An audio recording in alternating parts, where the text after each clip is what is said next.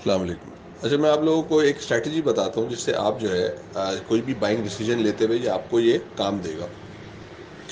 आप जब भी कोई चीज़, कोई भी स्क्रिप्ट ढूंढते हैं या कोई भी चीज़ को पकड़ते हैं कि अब मुझे इसमें पैसा अपना इन्वेस्ट करना है, या कोई भी चीज़ आपको समझ आती है, तो आप सबसे पहले क्या किया करें कि उसके पूरे के पूरे बिजनेस मॉडल को स्टडी किया करेंगे। उसका पूरा बिजनेस मॉडल जो है वो कैसा है। आप लोग गलती जो करते हैं वो मैं आपको बताता हूँ कि आप गलती कहाँ पे करते हैं। आप गलती करते हैं कि आप उसके पूरे के पूरे प्राइस मॉडल को स्टडी करते हैं। आप उसका हाई देखते हैं, आप उसका लो चेक करते हैं, आप उसकी ईपीएस चेक। मैं मना नहीं कर रहा कि ये गलत है, आप इस चीज़ों को आप गलत देखते हैं, लेकिन जितनी मेहनत आप पूरे के पूरे प्राइस मॉडल को देख के स्टडी करने में टाइम लगाते हैं, उससे ज़्यादा मेहनत आप उसके बिजनेस मॉडल को स्टडी करने में लगाएं। उसको समझें कि उसका बिजनेस मॉडल कैसा है, उसमें ग्रोथ फैक्टर कितना है, उसके एक्सपेंशन के कितने चांसेस हैं, उसके क्या क्या मामला हैं, उस सेक्टर, उसके बिजनेस से रिलेटेड सेक्टर के क्या क्या इश्यूज हैं, उसके ऊपर आप मेहनत करें, आप स्टडी करें उसके बिजनेस मॉडल को। शेयर प्राइस के पीछे इतना ना भागे। इसकी वजह आपको वो बताता हूँ कि इसके अंदर इशू, इसके अंदर क्या वजह है कि शेयर प्राइस के पीछे इतना ना भागे। मेरे से एक बंदे ने पूछा यार कि मुझे कोई लाइन देना। मैंने उसको कहा यार कि तुम मारी ले लो। उससे कभी कितना हो जाएगा, मैंने उसको कहा ये 200 रुपये हो जाएगा। उसने उठा लिए 100 रुपये उठा लिया, जब बाद में 93 पे उठा लिया और 140 रुपये हो गया और बेच के बड़ा खुश खुश होकर चला गया। अब द पॉइंट इज डेड कि जब उसको 100 रुपये की लाइन दी गई कि यार ये यहाँ पे ले लो, तो वो उसके टॉप पे खड़ा हुआ था। 200 तो उसे जिंदगी में नहीं दिखाया था, तो उसने कहाँ से जाना था 200। तो अगर मैं उसका हाई देखता और उसका मैं लो देखता, तो मैं कहता हूँ नहीं भाई ये तो खरीदना ही नहीं है, तो अपने हाई पे खड़ा हुआ है, जब ये नीचे आएगा ना तब खरीदना। तो आप फिर नई प्राइस को डिस्कवर कब करोगे? अगर आप हाई लो के चक्कर में पड़े रहोगे, उसकी प्राइस स्टडी करते रहोगे, तो फिर उसके न्यू ब्रेकआउट को आप कैसे डिफाइन करोगे? तो उसको समझने के लिए सबसे बेहतर ये है कि आप उसके बिजनेस मॉडल को समझें कि उसके बिजनेस मॉडल में कितना ग्रोथ के चांसेस हैं। उसके बाद प्राइस फिर मायने नहीं रखती। फिर तो देखे ना, हमने तो 200 की बात की, वो तो पता नहीं 1000 पे जाके खड़ा हो गया। तो फिर अगर आपके पास पूरा का पूरा बिजनेस मॉडल स्टडी करने का टाइम नहीं है, या आप समझते हैं कि आप इसको इतना ज़्यादा टाइम नहीं दे सकते, तो फिर बाइंग डिसीजन लेते हुए रुका करें। आप पहले बिजनेस मॉडल को समझें, उसके बाद अपना पैसा कहीं जाके इन्वेस्ट करें। अस्सलाम वालेकुम शेख साहब। जी बिल्कुल ठीक कहा आपने कि बिज़नेस मॉडल को स्टडी करना चाहिए, क्योंकि प्राइसेस अक्सर बिज़नेस मॉडल पे भी बेस्ड होती हैं। और बिज़नेस मॉडल में जब कोई ड्रास्टिक चेंज आती है तो वो प्राइस में रिफ़्लेक्ट करती है, कभी फ़ौरन रिफ़्लेक्ट करती है, कभी कुछ अर्सा बाद करती है।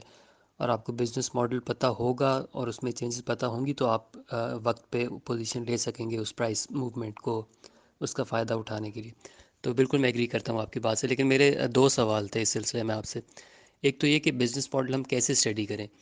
अब हम अक्सर अक्सर लोग, हम में से मेरे ख्याल से फ़ाइनेंस के बैकग्राउंड नहीं है, तो खैर हम सीख तो लेते हैं कि बैलेंस शीट कैसे रीड करनी है, इनकम स्टेटमेंट कैसे रीड करनी है, कैश फ्लोज क्या है। लेकिन इनको ना, एटलीस्ट मुझे ये प्रॉब्लम होता है कि मैं इनको ट्रांसलेट नहीं कर सकता कि ये अच्छा, ये कैश फ्लो में ये अमाउंट लिखी है, इसकी सिग्निफिकेंस क्या है। एक कंपनी है, उसका शायद इन्वेंट्री में 1 बिलियन रुपीज़ का माल पड़ा है, लेकिन वो उसके लिए एक हेडेक है। और एक कंपनी है, उसकी इन्वेंट्री में 10 बिलियन का सामान पड़ा है, लेकिन वो 5 दिन के नोटिस पे उसको बेच सकती है। तो ये बातें हमें नहीं पता, मुझे नहीं पता होती। तो मैं वो डिसाइड नहीं कर सकता कि ये अब इसकी इन्वेंट्री ज़्यादा है या कम है। ठीक है, उसके मैट्रिक्स भी होते हैं कि वो इन्वेंट्री टर्नओवर होता है और ये कितने दिन में इसको कर रही है। लेकिन एक पॉइंट आता है, वो सारी इन्फॉर्मेशन बहुत ओवरवेलमिंग हो जाती है और बंदा उसको बंदा कहता है अच्छा मैं ये पढ़ तो रहा हूँ, लेकिन मैं अम, इससे क्या कंक्लूजन क्या निकालूं कि ये इनका बिज़नेस अच्छा है बुरा है। और एक टाइम पे आप दूसरी तीसरी कंपनी चौथी पे मूव करते हैं तो आपको वो सब कुछ भूला होता है कि यार अब मैं इसको कंपेयर कैसे करूं। मुझे तो, मैंने जो पिछली कंपनी स्टडी की थी, मुझे इस उस एक सेक्टर में भी हो तो उनका कंपैरिजन समझ नहीं आ रहा होता। आई डोंट नो आपको मेरे सवाल की समझ आ रही है नहीं, लेकिन वो एक इन्फॉर्मेशन बहुत ओवरवेलमिंग हो जाती है।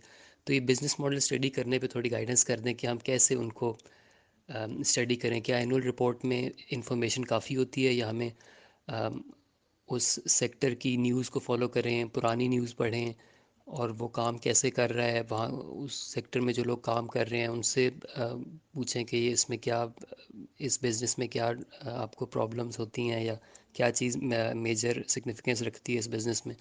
तो इस पे थोड़ा गाइड कर दें काइंडली। और दूसरा सवाल मेरा ये था कि हमने अगर कर लिया बिज़नेस को एनालाइज कर लिया उनका कि बिज़नेस मॉडल क्या है, तो उसको हम शेयर प्राइस पे कैसे ट्रांसलेट करें कि एक एक बिज़नेस है, उसका 25 रुपये का ईपीएस है, वो 70 रुपये का शेयर है।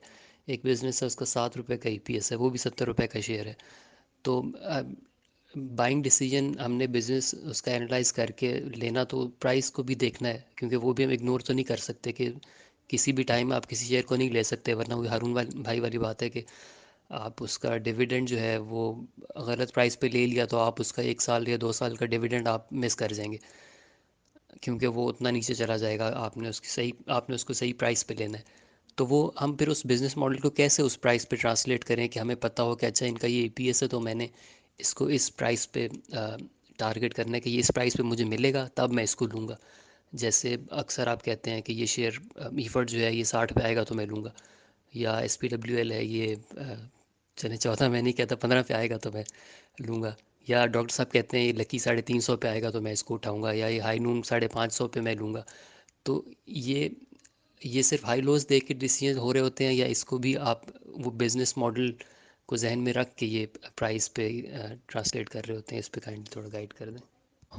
महबूब भाई, कि इसका आंसर कोई शॉर्टली होता तो मैं ज़रूर इंस्टेंट दे देता। इसका आंसर शॉर्ट नहीं है ना। कुछ चीज़ें जो हैं, देखें, आसान लफ्ज़ों में समझाने की कोशिश करता हूँ। कुछ चीज़ें तो जो हैं वो इजी टू अंडरस्टैंड है कि आपने इजीली सॉल्वेंसी समझ लिया, कोई रेशो समझ लिया, आपने ईपीएस देख लिया। लेकिन कुछ चीज़ों को समझने के लिए आपको कई साल चाहिए, उसकी प्रैक्टिस चाहिए, आपको जो है ना उसके अंदर टाइम देना पड़ता है। MBA इन फाइनेंस की पूरी डिग्री है ना, पूरी उसको आप समझें तो प्रैक्टिस है, क्रॉस क्वेश्चनिंग है, क्रॉस वर्किंग है, बहुत बहुत बहुत ज़्यादा जो है डिटेल वर्किंग है। इतना इजी नहीं है ना फंडामेंटल की चीज़ों को समझना। आपने तमाम की तमाम चीज़ों को कंपेयर करना है, sector wise, industry wise, reverse engineering करनी पड़ती है, समटाइम आपको चीज़ों की डिकोड करना पड़ता है। तो इट्स नॉट इजी कि आप उसको एक वॉइस क्लिप के अंदर समझा सके। कुछ चीज़ तो आप समझ सकते हैं कि एक दो पॉइंट्स, कोई किसी बात पे आप अटके हुए हैं तो उसको समझाया जा सके, but it's a detail working, आपने बहुत ज़्यादा टाइम देना होता है। फिर आपका जो वर्किंग एक्सपीरियंस होता है ऑन ग्राउंड लेवल के ऊपर, वो आपका अटैच होता है इसके साथ, फिर जाके फिर आप किसी नतीजे पे पहुंच रहे होते हो। इट्स अ फाइनेंशियल मार्केट ना, ये बिल्कुल एक रियलिटी है, आपका रियल पैसा इन्वॉल्व है। ये इतना इजी नहीं है कि आपने इजीली वॉइस क्लिप पे या किसी पॉइंट को आपने कहीं समझ लिया और अपना पैसा झोंक दिया और उसके बाद आपने पैसा करोड़ों में कमाया। इसके पीछे बैकएंड पे पूरा साइकिल है। तो ये इतना इजी नहीं है जितना इजी जो है उसको समझा जाता है फंडामेंटल।